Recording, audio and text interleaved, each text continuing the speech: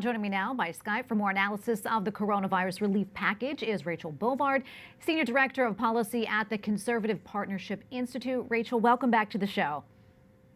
Thanks for having me. All right, so we just heard from Senator Chuck Schumer saying that he's hopeful that both sides can come together and pass this bill. How optimistic are you that that's going to happen and happen quickly? I think they're closing in on an agreement either late tonight or early tomorrow. This is really becoming unsustainable, the delays, as working families and individuals and small businesses in particular are closing every day. So they need this relief. And they've been working overnight, I think, to come to some kind of agreement, which I think we'll see either tonight or early tomorrow.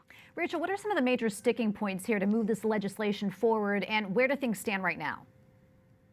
Well, with Senate Democrats, you were seeing them really opposed to giving the Treasury Secretary so much deference with what to do for loans for corporations. They wanted more oversight. But then you also had the problem of House Democrats, because remember, this bill has to go to pass the House after it passes the Senate.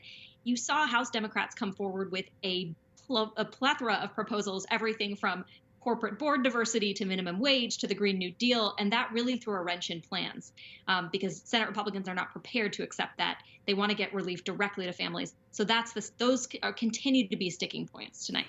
And in your opinion, do you think this bill goes far enough to help the American people? I think it's a good start. Again, this is direct relief to families and direct loans to small businesses. They're reducing regulation and getting this money straight to families. Whether or not it's going to be enough, I don't know. But I think a lot of people would agree it needs to happen now. Yeah. Rachel, quickly, there are a number of lawmakers in self-quarantine because of the coronavirus. Is that going to impact the process here?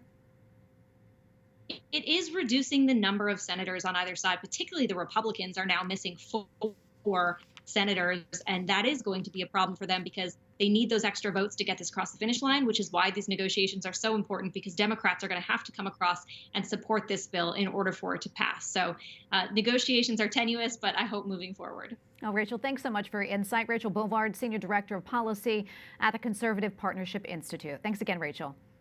Thank you.